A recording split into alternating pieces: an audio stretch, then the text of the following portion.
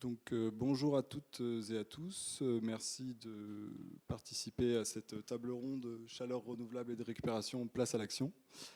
Donc je tiens à remercier tout d'abord l'équipe organisatrice de Mixi pour m'avoir donné l'opportunité d'animer cette session et de nous avoir invités.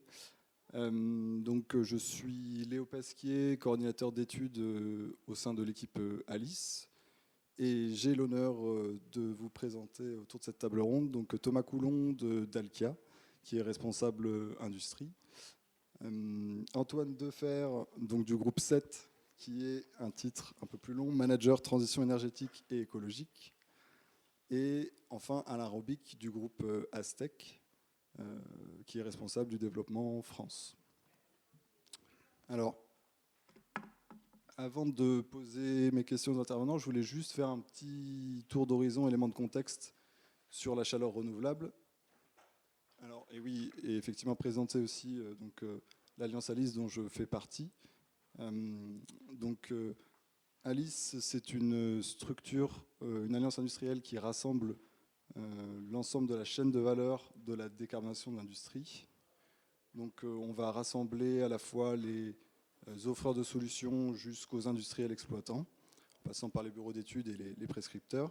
Et chaque année, en fait, on va réaliser des travaux collectifs sur les différentes thématiques de la décarbonation qu'on retrouve ici.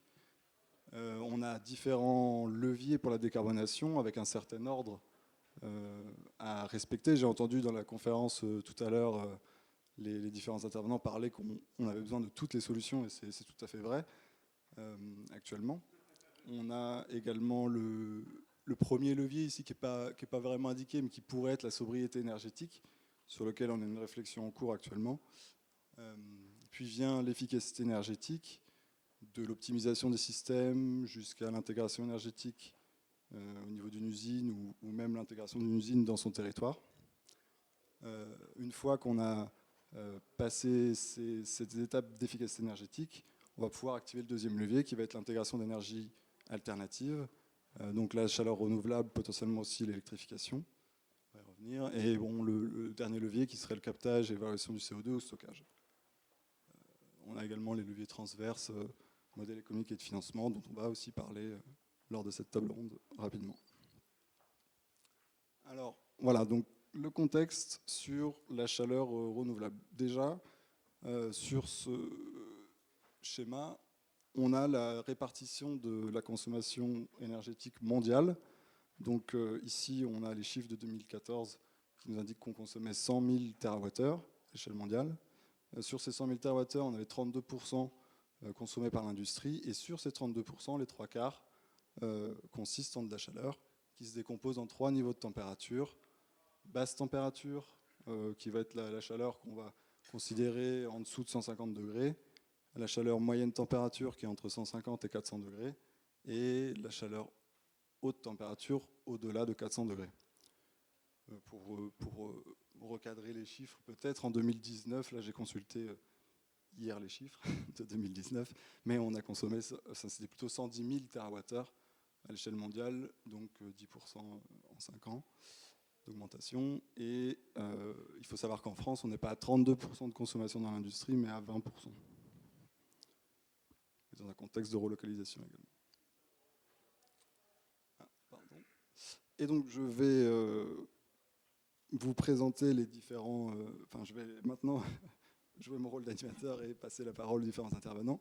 Donc tout d'abord, Thomas Coulon, vous êtes donc chez Dalkia.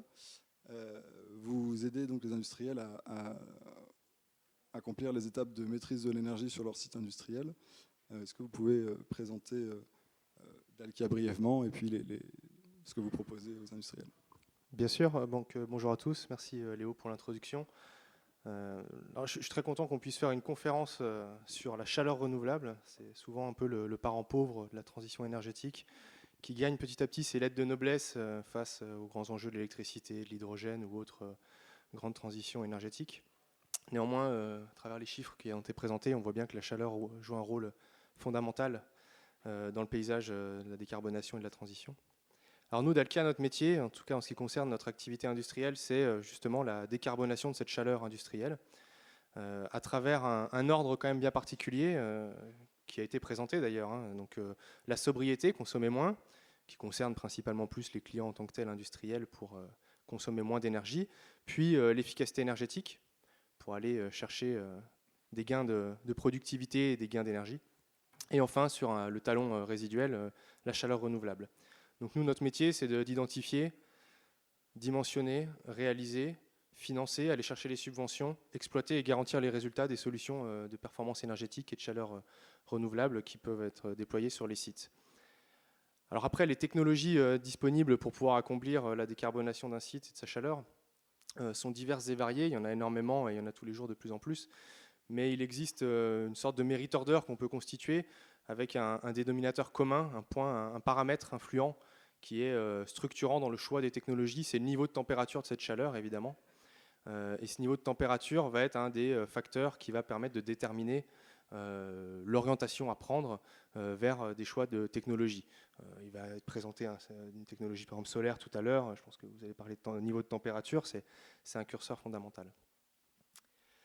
Alors évidemment, pour l'efficacité énergétique, le premier levier, le plus simple reste la récupération de chaleur fatale. Ça semble évident à dire, mais néanmoins, c'est aujourd'hui ce qui fonctionne le mieux, la chaleur qui existe, qui est là, disponible. L'analyse doit être portée sur la localisation de cette chaleur, son niveau de température, l'association ou non à des pompes à chaleur pour la rehausse de température jusqu'au niveau d'utilisation. Alors après, que faire de cette chaleur ?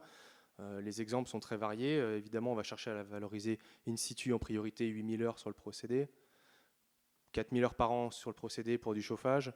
On peut également aller regarder des solutions d'export. Je crois que ça va être évoqué vers des réseaux de chaleur par mon voisin. Ou pourquoi pas de la production d'électricité à travers des ERC. Donc c'est tout cet dimensionnement, toute cette cartographie qui est à établir.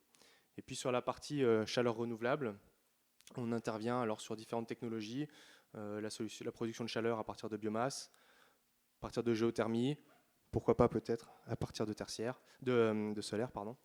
Voilà les technologies qui peuvent exister et qui sont nécessaires à mettre dans le bon ordre.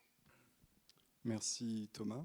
Peut-être encore, si vous pouvez garder le micro, une question sur peut-être les avantages et inconvénients rapidement de ces solutions que vous développez, que vous utilisez actuellement, que vous proposez actuellement à Dalkia. Alors, décliner, je ne vais pas entrer dans le détail de toutes les solutions et de leurs avantages de manière individuelle. Aujourd'hui, il n'y a pas de solution miracle et parfaite, si ce n'est, à mon sens, certainement la chaleur fatale qui présente un intérêt évident de sobriété, de coût, d'investissement réduit, de chaleur gratuite, d'un potentiel de subvention qui permet quand même à ces projets de trouver des rentabilités et des intérêts de décarbonation très forts. La biomasse, évidemment, le nerf de la guerre, c'est la ressource. L'exploitation de forêts durables est essentielle, sinon elle est contre-productive dans la mise en œuvre des projets. La géothermie, c'est le potentiel souterrain de la chaleur. Le solaire, je laisserai mon collègue en parler mieux que moi. Et on peut comme ça dessiner des avantages et des inconvénients à chaque solution. Et finalement, il n'y a pas une solution, il y en a plusieurs qui sera vraiment spécifique à chacun des sites et à chacun des contextes. Et c'est ça finalement qui pour moi est la difficulté, où il est nécessaire de poser la problématique de manière structurée pour pouvoir y répondre. D'accord, merci pour ces commentaires.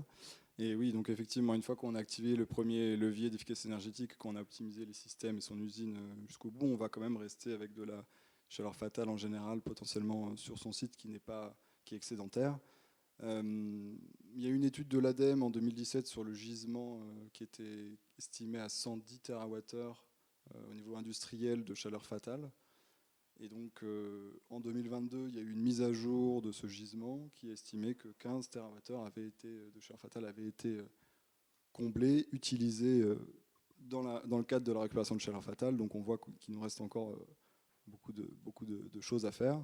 Et donc je me tourne vers Antoine Defer du groupe 7 qui met en relation les industries et les territoires pour valoriser cette chaleur entre autres. Donc Antoine, est-ce que vous pouvez nous préciser les enjeux d'un tel projet et également présenter le groupe 7 évidemment. Oui, merci. Bonjour à tous. Donc effectivement, juste pour continuer ce qui a été dit là sur les chiffres de l'ADEME, le gisement industriel, c'est celui qui représente, je crois, 93% de l'ensemble de la chaleur fatale et de récupération, le reste étant les data centers, les usines de traitement des déchets et puis tout ce qui est bout de récupération. Voilà. Mais effectivement, le gros gisement, c'est l'industrie. Alors pour ce qui concerne le groupe 7 que je représente ici, donc juste très rapidement, si vous deviez retenir quelque chose sur le groupe 7, c'est 400 personnes, c'est le plus gros cabinet de conseil pour le développement des territoires et c'est la filiale dédiée au conseil de la Caisse des dépôts, Banque des territoires. Voilà, donc finalement, on adresse deux typologies de clients. Premièrement, les collectivités, c'est vraiment là où on a notre plus grosse valeur ajoutée. Collectivités, donc, où on va là réaliser vraiment un spectre très très large d'études et de missions pour les collectivités, que ce soit donc, des projets de mise en œuvre de développement territorial, de l'aménagement urbain, de la transition énergétique, de l'environnement, du tourisme ou encore de la mobilité. Donc c'est vraiment un spectre extrêmement large. Et pour les partenaires privés, type industrie par exemple, et bien là on va avoir par exemple une offre dans l'implantation de nouvelles usines, nouvelles industries dans les territoires, donc offre d'implantation, c'est-à-dire tout ce qui est recherche déjà administrative et puis du foncier également, et puis comment est-ce que l'entreprise finalement s'intègre sur un nouveau territoire, ou encore pour le tertiaire, des choses liées à la programmation architecturale et les nouveaux modes par exemple de travail. Donc je m'arrête là pour le groupe 7, mais en ce qui me concerne, moi je pilote des études qui ont un lien, qui ont le lien entre transition énergétique et politique publique. Et donc à ce titre-là, je réalise pas mal de choses autour, par exemple, des boucles locales énergétiques, ce qui va nous intéresser ici. Donc si on regarde les enjeux de ce type de boucles locales énergétiques, qu'est-ce que c'est finalement, ce sont des réseaux de chaleur qui vont décentraliser l'énergie en faveur des énergies renouvelables. Et donc sur ces enjeux des boucles énergétiques locales, on va avoir un enjeu sanitaire bien sûr, parce que réduction des gaz à effet de serre, réduction de la pollution. On va avoir un enjeu économique parce que moindre dépendance énergétique et une plus faible... en gros, on va être moins touché par la volatilité des prix. On va avoir un enjeu local parce que des projets qui vont avoir des retombées économiques locales en lien avec les collectivités. On va aller dans aussi on va dire la tendance du consommer local par la population et les usagers. Et puis un enjeu sécuritaire aussi avec du coup une moindre dépendance, en gros un accroissement à la sécurité énergétique des territoires. Donc voilà, je m'arrêterai là pour cette première présentation et puis on développera par la suite quelques projets, je crois. Oui, merci Antoine. Et avant d'interroger Alain, j'ai juste une autre slide de contexte à ajouter juste sur la chaleur fatale industrielle qui est injectée dans les réseaux de chaleur. Alors, il vient du fameux rapport de l'ADEME sur la chaleur fatale de 2022, la mise à jour. Et juste pour vous montrer que la courbe, elle est plutôt plate jusqu'en 2023. Ça vient de la PPE, la programmation pluriannuelle de l'énergie, donc qui sont les priorités d'action définies par le gouvernement dans le domaine de l'énergie. C'est réactualisé tous les 5 ans, et donc là on a la période 2023-2028 qui va commencer. En fait, le plan va être réactualisé d'ici juillet, mais ils avaient prévu du coup plus de réinjection de chaleur fatale industrielle dans les réseaux de chaleur. Voilà. C'était juste un élément de contexte sur ce sujet, s'il y a des industriels dans la salle qui auraient encore de la chaleur excédentaire une fois qu'ils ont intégré dans leur usine. Et donc, sur ce, je vais donc donner la parole à Alain Robic d'Astec. Oui. Merci Léo. Donc, merci pour cette opportunité aussi de présenter et d'intégrer Astec et au-delà d'Astec le solaire thermique à concentration. Pour qu'on sache bien de quoi il s'agit, j'ai prévu une illustration pour que vous voyez un peu du type d'équipement dont il s'agit. Parce que c'est vrai que quand on parle en France de solaire, on a tendance à penser d'abord au photovoltaïque. Quand on parle du thermique, on pense au thermique conventionnel qui est utilisé y compris dans le domaine résidentiel, les panneaux plats que tout le monde connaît. Mais au-delà de ça, il y a le solaire thermique à concentration qui en soi n'est pas vraiment une nouvelle technologie, elle a plus de 200 ans, y compris pour des applications industrielles. Mais en fait, Astec s'est spécialisé justement dans l'idée de déployer cette technologie pour les process industriels de moyenne et haute température. Donc par rapport à ce que tu disais tout à l'heure, les gammes de température de process dont on parle, la rentabilité, l'efficacité, en fait, elle est démontrée à partir de 85-90 degrés, où on est dans une zone grise, je dirais, par rapport au solaire thermique conventionnel, qui peut aller un peu au-delà de 100 degrés. Donc il y a une zone grise où les deux se couvrent et en suivant les cas, il faut voir quelle est la solution la plus intéressante. Par contre, on peut monter à 300 degrés, 400 degrés, 450 degrés pour des process industriels. Il faut savoir que là, on parle d'une technologie qui est, en tant que telle, déployée dans le monde à très grande échelle, pas pour faire de la chaleur, mais pour faire de l'électricité. Donc, on produit de la vapeur à très haute pression qui fait tourner une turbine, qui fait tourner des alternateurs. Et il y a des millions de mètres carrés de miroirs de ce type-là qui sont installés dans le monde entier pour faire de l'électricité. En gros, c'est des chaudières solaires. Voilà. Par contre, Astec s'est spécialisé et aujourd'hui, on est le leader européen en termes de nombre de projets, en termes de capacité installée de cette application pour le process industriel.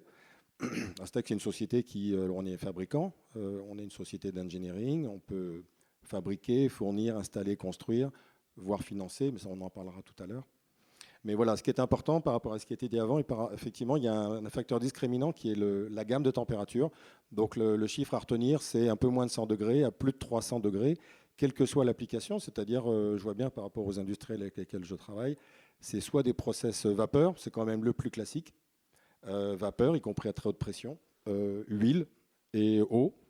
Et la zone grise dont je vous parlais tout à l'heure, et je finis là-dessus, c'est que dans la zone, on va dire 90, 100, 110 degrés, où on peut être potentiellement en concurrence avec le panneau plat, ce qui peut faire la différence, c'est le stockage.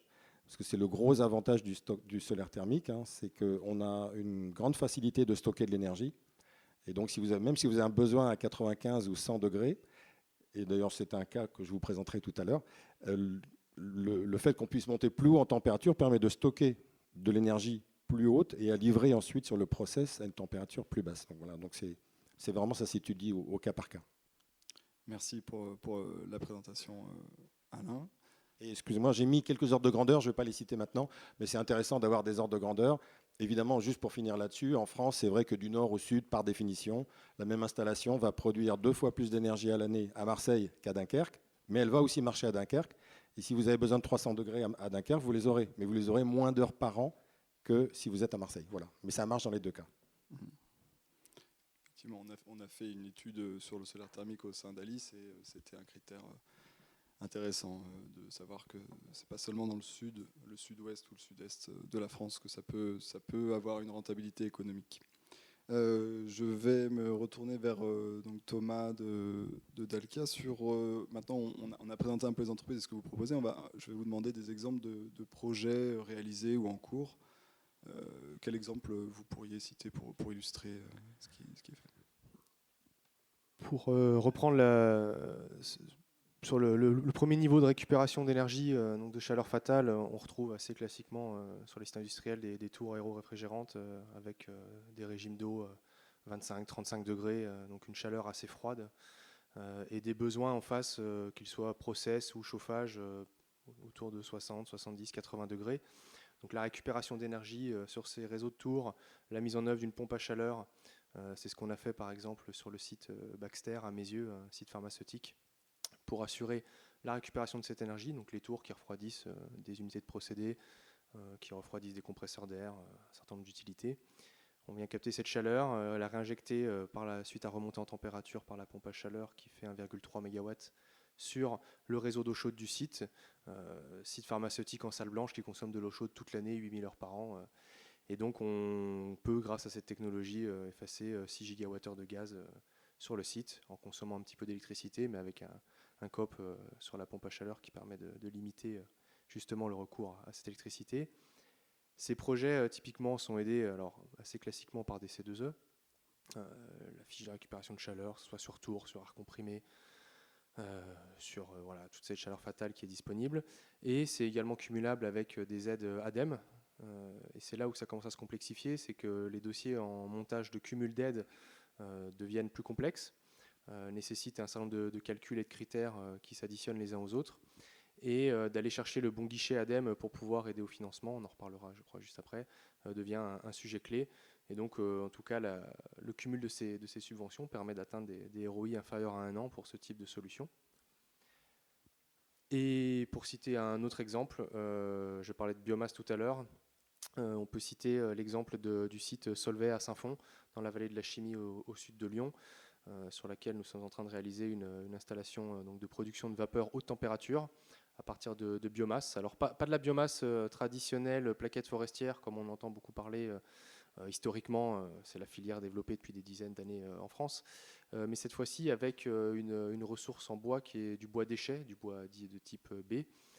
C'est du meuble Ikea broyé qui n'a pas réussi à être revalorisé en seconde main. C'est du déchet industriel, donc on est sur du bois qui est plus pollué, avec des cols, avec des polluants, donc avec un système de filtration qui va bien au-delà de ce qui est fait sur du bois classique, du bois issu de la sylviculture.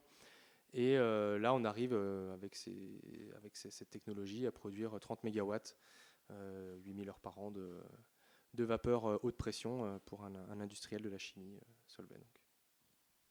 Merci pour ces 2 exemples. Et je vais poser une question similaire à Antoine, mais plutôt quelles sont les conditions à rassembler pour un industriel si on a une chaleur fatale excédentaire après avoir fait l'optimisation pour se connecter à un réseau de chaleur urbain. Merci pour la question. Effectivement, vous l'aviez un peu compris. Moi, je vais avoir une vision qui est un petit peu plus en lien avec les collectivités que mes collègues ici. Et donc, un des liens évidents entre un industriel et une collectivité quand on parle chaleur de récupération ou chaleur fatale, eh bien c'est le réseau de chaleur urbain par exemple. Et donc là pour répondre un petit peu à la question, j'ai cherché un petit peu un exemple et j'en ai trouvé un qui est pas très loin d'ici, un petit peu au sud de Lyon, puisque c'est à Vienne. Donc c'est l'agglomération de Vienne-Condrieu. Et pour vous raconter un petit peu l'exemple, donc c'est finalement une usine, donc Yoplait, qui a cherché donc à pouvoir optimiser un petit peu son système industriel au froid, et donc la collectivité qui est inscrite dans une démarche de territoire à énergie positive. Et dans ce cadre-là, en fait, donc la collectivité a lancé toute une série d'études sur son gisement de potentiel d'énergie renouvelable, et ils se sont rapprochés donc de l'usine Yoplait, et avec l'aide donc d'un tiers, d'un opérateur privé là, qui est Engie, ils ont trouvé ensemble donc une solution qui permettait à la fois donc à Yoplait de pouvoir optimiser un petit peu ses prélèvements en eau, et à la collectivité de pouvoir réintégrer un petit peu plus de chaleur dans son réseau de chaleur existant. Donc là, on était sur un réseau de chaleur existant, une usine qui était située à quelques centaines de mètres du réseau de chaleur, et donc effectivement un des critères, comme il était demandé juste avant, un des critères possibles évidemment c'est la longueur de linéaire entre l'usine et puis un réseau de chaleur qui préexiste, ou bien s'il n'en existe pas, à voir s'il y a des logements qui sont plutôt denses qui pourraient exister à proximité. Là en l'occurrence, donc ce réseau de chaleur a été connecté, et donc la ville en fait a un bailleur social qui s'appelle Advivo, et grâce en fait donc à cette usine Yoplait est alimenté 800 logements, je crois, grâce en fait à cette production de chaleur. Donc là, on a un environnement qui commence à être un peu complexe parce qu'on a un industriel, on a une collectivité, on a un bailleur social, on a des usagers finaux qui sont du coup des privés dans leur logement, et puis on a un opérateur donc qui est Engie. Et donc tout ce monde-là eh bien doit se rassembler dans un projet. Donc c'était un petit peu là la question. Critères de distance, évidemment, critères de faisabilité. Il faut pas que ça coûte plus cher in fine à l'usager final. Donc on en parlait juste avant. Effectivement, initialement, le projet était prévu pour que ça coûte un petit peu moins cher à l'usager final en termes de chaleur, ce qui est un petit peu le but. Effectivement, avec les prix de l'énergie, les pompes à chaleur qui sont mis en place, je pense qu'on doit arriver aujourd'hui sur quelque chose qui est quasiment équivalent à si on regarde par rapport à une solution de référence. Néanmoins, on retrouve un petit peu les enjeux que je citais tout au début, c'est-à-dire on n'a pas la volatilité, en tout cas on est moins sujet quand même à la volatilité des prix malgré tout. Et puis surtout, on a quand même ce prélèvement en eau de Yoplait qui a été réduit. Et pour Yoplait, c'est complètement gagnant parce qu'eux n'investissent rien dès le départ. C'est l'opérateur gestionnaire de réseau qui investit. Donc finalement, eux, ils ont tout à y gagner pour pouvoir lancer ce projet. Et en termes de, je terminerai sur le financement, parce qu'on en parlait du fonds ADEME notamment. Donc là, je crois de mémoire, c'est un projet qui a coûté environ 1 million d'euros. Et il y a 400 000 euros qui est venu du fonds ADEME, donc quasiment la moitié. Le reste, c'est 100 000 euros de la collectivité et le reste de l'industriel. Voilà. De l'industriel exploitant, du coup? Comment? De l'exploitant du réseau, Oui. du coup. Oui, très bien. Merci pour la précision. Et merci Antoine. Et donc, je vais poser la question à Alain, du coup, sur quelles illustrations d'Aztec pourraient être citées devant ce panel. Oui, ben voilà, volontiers. Écoute, du coup, j'ai prévu aussi une illustration pour ça. Voilà. Parce que plutôt qu'un projet, je me suis dit que j'allais profiter de deux projets qu'on a. Enfin, ce n'est pas des projets, ce sont des installations en cours qui sont vraiment aux extrêmes, on va dire, de ce qu'on peut imaginer. Bon, il faut savoir qu'Aztec est une société d'origine belge, qui n'est pas le premier pays auquel on penserait en termes de potentiel solaire. Donc nos premiers projets ont été faits en Belgique. Et là, ce que j'ai illustré, c'est chez un chimiste qui est hébergé sur le port d'Anvers, qui n'avait pas beaucoup de place et qui avait besoin de décarboner, comme souvent, sa fourniture de chaleur. Et en plus, sur un terrain qui est un terrain classé Céveso2, où il n'y avait pas de place, le seul terrain qu'il nous a proposé, c'est un terrain sur lequel circule un train de transport de produits chimiques. Par définition, c'est des gens qui font du transbordement de produits chimiques. Voilà. Il y a une ligne à haute tension au-dessus, il y a un gazoduc qui passe en dessous. Enfin, voilà. Donc c'était vraiment pour un des premiers projets à faire. Je suis étonné que la société ait eu le courage de faire ça. Mais toujours, l'avantage, c'est que maintenant ça existe et comme on ne le voit pas sur la photo, c'est dommage d'ailleurs, mais du coup ça a été fait en hauteur. Donc la centrale solaire, elle est à 6 mètres de haut. Les trains passent en dessous. Quand on y est, c'est assez impressionnant de voir ces grosses citernes de produits chimiques qui passent sous les miroirs finalement. Et les miroirs, ils tournent tranquillement au-dessus. Et ils captent le soleil quand il y en a. Parce qu'à Anvers, évidemment, quand j'y vais avec des clients, une fois sur deux, il pleut. Mais justement, je trouve que c'est intéressant de citer cette référence parce que ça prouve bien que ça ne fonctionne pas que dans les pays du Sud. On a 3 installations donc qui vont faire maintenant 10 000 m² en Belgique sur 3 clients qui sont tous des industriels. Donc, et les process, c'est soit de l'huile à 300 degrés, soit de la vapeur à 180 degrés. Enfin voilà. Donc, tout ça avec un ensoleillement qui est assez faible. À l'inverse, le projet qui est en train d'être terminé, très différent à tout point de vue, puisque c'est chez Heineken à Séville, une énorme brasserie, usine d'embouteillage. Et là, on est en train de finir. Là, ça va démarrer fin juin. Ce qui sera la plus grande centrale thermique à concentration d'Europe, sûrement une des plus grandes du monde, avec 40 000 m² de miroirs. Donc ça occupe un terrain de à peu près 80 000 m². Là, pour le coup, c'est un terrain totalement plat, une zone quasi désertique, très fort ensoleillement. Je crois que je l'ai indiqué, il est à 2000, oui, voilà, 2000 alors qu'on est à 900 à Anvers. Et ça va couvrir 60 à 70% des besoins en gaz de cette usine d'Heineken, avec donc cette installation qui fournira 30 MW thermiques, 30 GWh thermiques à l'année, et un stockage thermique de 70 MWh. Donc ça sera vraiment un site absolument référence pour la pertinence du solaire thermique à concentration pour l'industrie. Voilà. Donc je pense que c'est important, parce qu'évidemment, quand on dit l'Espagne, tout le monde se dit « Ok, en Espagne, c'est facile ». Bon, bah oui, mais il y a la Belgique, et en plus à 6 mètres de haut. Donc voilà, c'est ce que je disais tout à l'heure. Ce qu'il faut bien retenir, c'est que les paraboles, les miroirs paraboliques, pour tous ceux qui se souviennent de leur cours de physique, ça a la propriété de concentrer 80 fois les rayons lumineux. Et pour vous donner une idée, le matin, quand le soleil se lève, les miroirs sont tournés vers l'est. Ils tournent toute la journée en suivant le soleil. La température dans le tube, donc du fluide caloporteur, elle monte de 100 degrés toutes les 5 minutes. Donc ça vous donne une idée de la puissance calorifique qui est concentrée par le miroir sur le tube. Et le fluide caloporteur, qui peut être de l'eau, de l'huile ou de la vapeur, ensuite transmet cette chaleur dans le process de l'usine de façon transparente. Et je voudrais quand même être modeste. On ne vise pas en général le 100%. C'est possible, et on a un projet à Madrid où c'est l'objectif du client, avec du stockage saisonnier. Mais en général, sans stockage, on va être dans les 30-40%. Ça va dépendre de la zone géographique. Avec stockage, 60, 70, 80%, c'est possible. 100%, c'est quand même un peu tiré par les cheveux. Ou alors, il faut faire une solution hybride avec une chaudière électrique. Enfin, voilà, il y a des solutions. Mais en tout cas, compter sur 60% de remplacement de gaz, comme c'est le cas chez Heineken, avec du stockage, c'est tout à fait dans les clous. Mais merci Alain pour ces 2 exemples.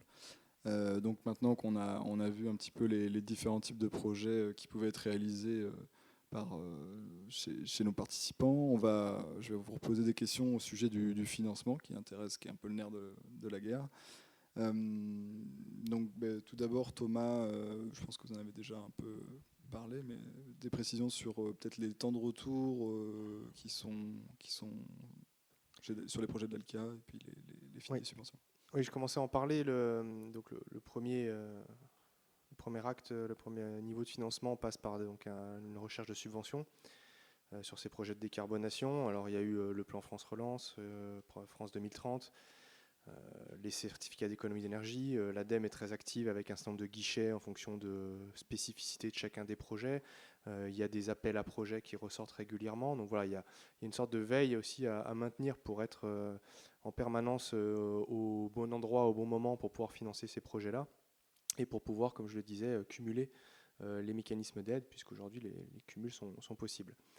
Ça, c'est le premier niveau. Puis après, le reste à charge, finalement, la subvention déduite, peut être soit porté directement par l'industriel, ou il existe aussi des solutions de financement. Dalkia en propose, par exemple, pour financer au mégawattheure d'énergie produite le reste à charge du projet subvention déduite. Donc ça, c'est une autre manière de le faire. En termes de temps de retour, aujourd'hui, de toute façon, l'ADEME a des critères assez stricts de subvention qui finalement sont calés par rapport à ces temps de retour du projet. Et l'ADEME vise des temps de retour de l'ordre de 2 à 3 ans maximal pour ne pas aller sursubventionner des projets qui seraient déjà très rentables. Donc ça donne une très bonne idée du temps de retour. Alors après, l'énergie étant tellement en yo-yo en ce moment que les temps de retour sont très, très spécifiques à chacun des industriels, chacun des projets et de sa couverture ou non de ses achats d'énergie. Et ça, c'est au cas par cas que ça peut être calculé. Merci Thomas. Et juste une précision, temps de retour maximal de 2 à 3 ans, c'est-à-dire qu'on ne va pas en dessous. On ne va pas au-dessus. Oui, pardon, on ne va pas en dessous côté ADEME. Voilà. On va pas en dessous. Voilà. C'est-à-dire que l'ADEME ne va pas aller chercher à subventionner des projets qui ont des temps de retour déjà très intéressants, puisqu'elle estime qu'ils seraient déjà auto-rentabilisés et ne nécessitent pas forcément de subvention. Merci pour la précision. Antoine, qu'est-ce que le groupe 7 va proposer en termes d'aide à la recherche de financement sur les projets réseau de chaleur? On a des choses qui sont forcément très, très, très, très similaires. On ne va pas aller chercher beaucoup plus de subventions que ce qu'a déjà cité Thomas ici. Mais par contre, il y a des choses autour qui peuvent être intéressantes à savoir avant d'aller chercher ces subventions. Donc ça, c'est sur quoi donc le groupe 7 peut travailler. Déjà, c'est tout ce qui est l'ingénierie, à la fois juridique et financier. C'est-à-dire que finalement, c'est le montage juridique qui va être autour du projet. Je disais tout à l'heure sur l'exemple, on a quand même une diversité d'acteurs qui peut être très important. Et donc, savoir exactement qui fait quoi, quels sont les montages contractuels, etc. Et ensuite, derrière, pour aller chercher les bonnes subventions, c'est extrêmement important. Donc ça, c'est le premier point. Il y a un deuxième point, évidemment, sur l'ingénierie financière, le modèle économique de chacun des acteurs, évidemment. Et puis, dernière chose quand même, c'est via finalement des outils des collectivités qui sont des véhicules d'investissement. On a de plus en plus de collectivités en fait, qui, au lieu d'aller en direct sur ce type de projet, en fait, créent d'abord une structure d'investissement de type société d'économie mixte, donc notamment les SEM énergie, qui sont des structures publiques-privées dans leur actionnariat. Et en fait, ces structures-là peuvent très bien aider à investir aussi dans ce type de projet. Tout à l'heure, je citais que c'était la ville qui avait mis 100 000 € dans le projet. Ça pourrait très bien être une structure d'investissement comme ça, qui vient avec sa capacité, parce qu'elle a fait un tour de table assez large entre des collectivités et des actionnaires privés, qui vient du coup investir dans ce type de projet, à voir si la Banque des Territoires aussi peut être intéressée par des très gros projets, pour aller co-investir par exemple sur des projets qui pourraient être intéressants et d'envergure. D'accord, merci pour ces éléments. Et donc Alain, donc les coûts CAPEX, tu me corrigeras, mais sont élevés sur un projet solaire. Est-ce qu'on peut avoir aussi des financements accessibles? Oui. Alors, justement, comme la slide est restée, il y a une autre dimension très différente entre les deux projets.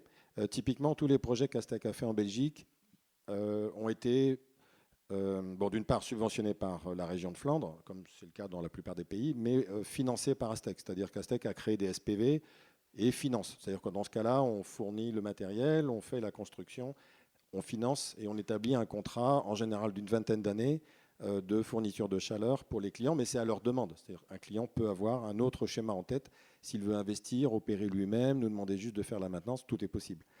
À l'inverse, et j'ai quand même oublié de les citer tout à l'heure, c'est important, chez Heineken, notre client, ce n'est pas Heineken. Notre client, c'est Engie. Et en fait, c'est Engie qui est venu chercher Astec pour construire la centrale, mais c'est Engie qui finance. Donc voilà, typiquement, c'est quelque chose que j'imagine Dalkia serait aussi susceptible de faire. Nous, typiquement, des clients comme Engie, comme Dalkia, comme EDF ou d'autres peuvent très bien venir vers Astec, nous demander de concevoir, de construire, d'installer une centrale, voire de l'opérer, mais qui serait leur propriété. Et ce sont eux qui établissent un contrat avec Heineken. Donc moi, je n'ai pas les détails du contrat typiquement entre Engie et Heineken. C'est un contrat sur une vingtaine d'années. Il y a aussi une forte subvention de la région espagnole. Voilà. Donc en fait, je dirais toute la palette est possible. On l'a prouvé par les projets sur lesquels on est.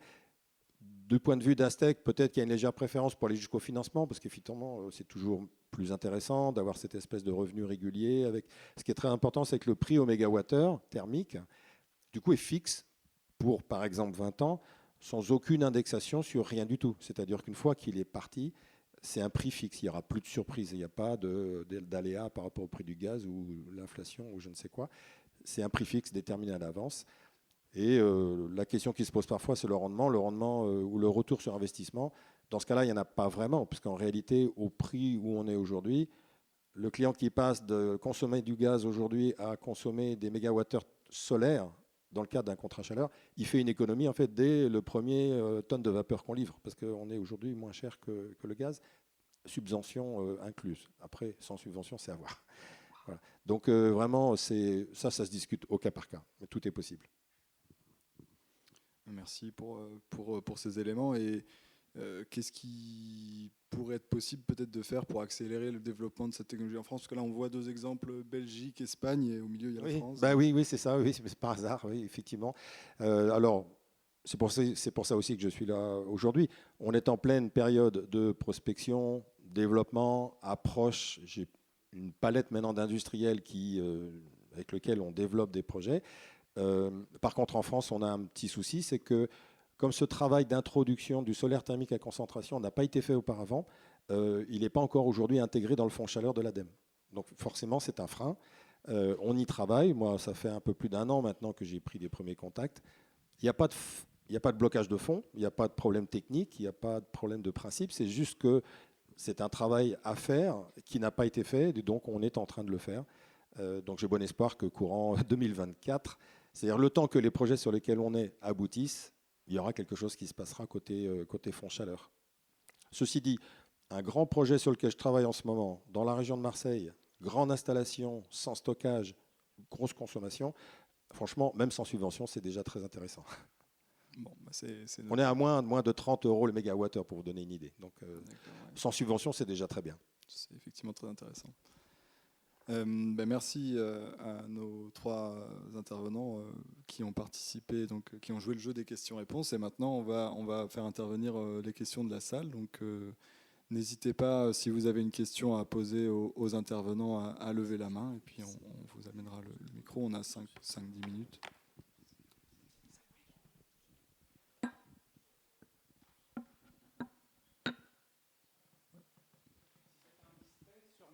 C'est quelle société? C'est quelle société, s'il vous plaît, monsieur? Sur l'étang de Berre à Berre. Alors, effectivement, à ce stade, c'est un peu indiscret, parce que rien n'est fait. Voilà. Mais oui, c'est dans la région de l'étang de Berre. On peut en parler après, si vous voulez. Bien sûr, bien sûr. À Marseille, pour vous donner une idée, le DNI de 1850, vous avez vu, on est à 2000, 2002 en Espagne, donc c'est excellent, excellent. Ça correspond à peu près au nombre d'heures d'ensoleillement par an. C'est pas la même chose, mais c'est quand même une notion similaire. Donc voilà, il y a 8700 heures par an, s'il y en a 2000 d'ensoleillement, c'est pas énorme. Est-ce qu'on a une autre question? Ah oui. Tu parlais de stockage. Est-ce que tu peux en dire un petit peu plus sur comment vous stockez et sur quelle période, quelle durée? On parlait d'intersaison, il y a la nuit aussi déjà à gérer. La nuit, oui, voilà, absolument, oui, tout à fait. Comment ça fonctionne? Oui, tout à fait. Alors, il y a différents. Alors, le mode de stockage va dépendre du process du client.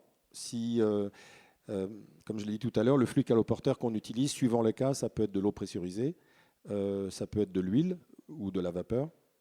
Et donc, ça va conditionner le mode de stockage qui est retenu. Mais le plus classique, et là je parle de stockage journalier, typiquement, un client qui fonctionne 5 jours par semaine, c'est un peu pénalisant par rapport à nous parce qu'il y a 2 jours de soleil potentiellement perdus par semaine, ce qui est dommage. Supposons qu'il faille beau samedi, dimanche et qu'il pleuve lundi, là on a tout faux.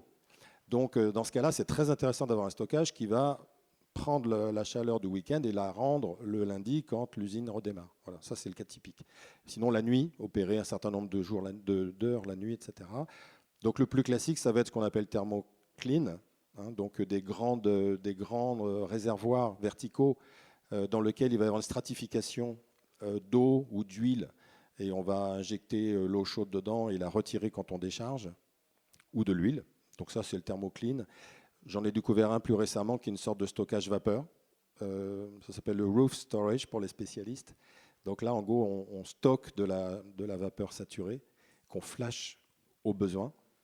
Voilà. Donc il y a différentes méthodologies. Et là, on parle de stockage journalier. Et l'autre, je vous faisais référence tout à l'heure à un projet du côté de Madrid où ils cherchent 100% de stockage. Là, c'est du stockage saisonnier. Donc et d'ailleurs, ça a un rapport avec le chauffage urbain, parce qu'au Danemark, ça se fait. Ce sont des grandes nappes. Alors, je ne vais pas dire des bassines, parce que le terme est un peu... c'est comme une bassine, mais c'est couvert d'une nappe végétale dans laquelle on va injecter de l'eau chaude produite par les miroirs quand il y a du soleil et qui va servir, qu'on va pomper, soit pour faire du chauffage urbain, soit pour alimenter un process industriel à basse température pour le coup. Là, on est dans les 60 degrés, 70 degrés. Voilà. Alors que le stockage journalier, ça peut être 300 degrés, il n'y a pas de problème.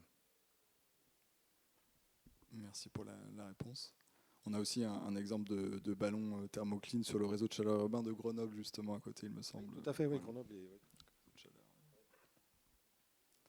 Si je peux préciser, effectivement, je me suis concentré sur l'industrie aujourd'hui, mais le chauffage urbain est un gros débouché du thermique à concentration, étonnamment dans les pays scandinaves. Donc, je ne sais pas si tu es au courant de ça, mais au Danemark, il y a des villes aujourd'hui dont le chauffage urbain, basse température, est alimenté par du solaire thermique à concentration. J'espère que ça pourrait aussi se développer en France. Il faut un peu de place. Je pense que les industriels et les collectivités ont tout intérêt à collaborer pour décarboner.